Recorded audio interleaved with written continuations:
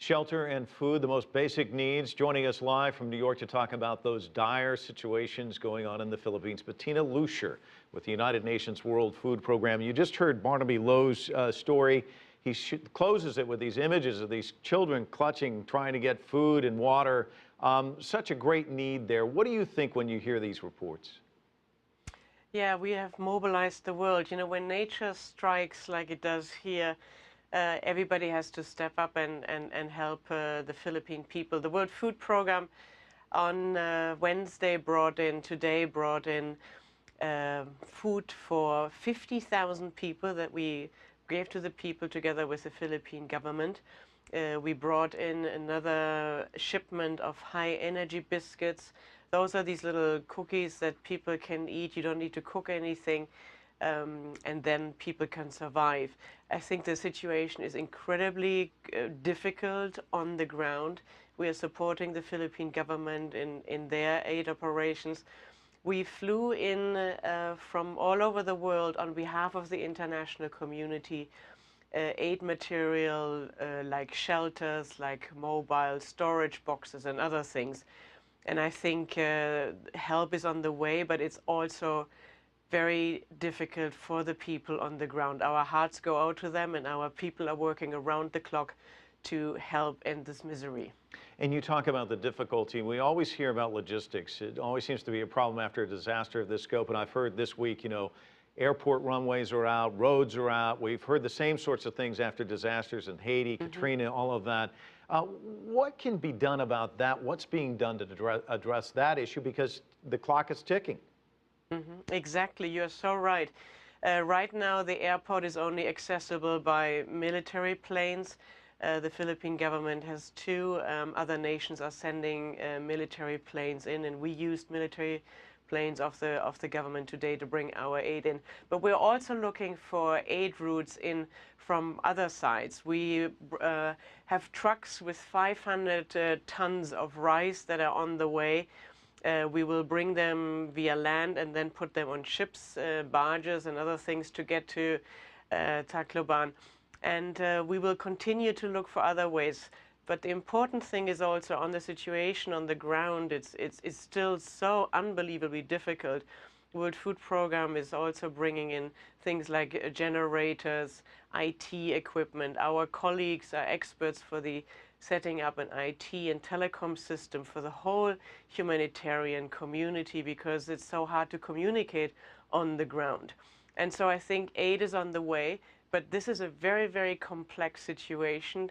It's always very, very tough in the beginning, and it will continue to be tough, but aid is coming in. Bettina, I want to get your thoughts because we ran a couple of stories prior to talking to you. One of them, Martin Lowe's piece, we heard from some young girls saying we need food, lots of food. We heard a city council member in Barnaby Lowe's report saying if people get hungry, they get angry.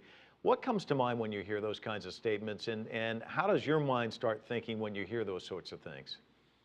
That is always one of those things that is a major concern. You know, we are part of the food response, but there are many other things that the people also need.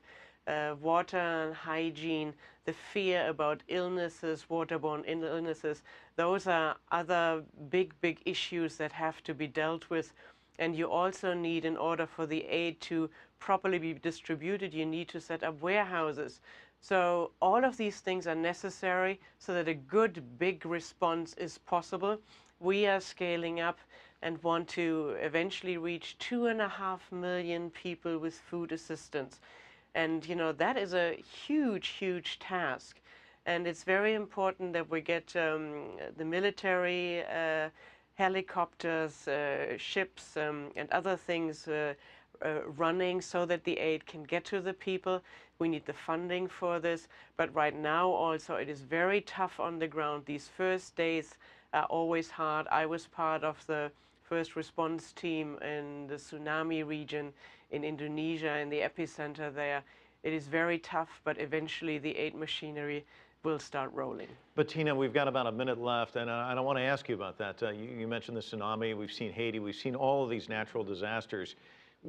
Given your history and what you know about these situations, what is your greatest fear at this stage? Yeah, the greatest fear is how we can make it faster. I mean, that's what we want to do. We want to make it better and faster and get to the people. We want to make sure that the women and children and the elderly and the men, the families are being taken care of.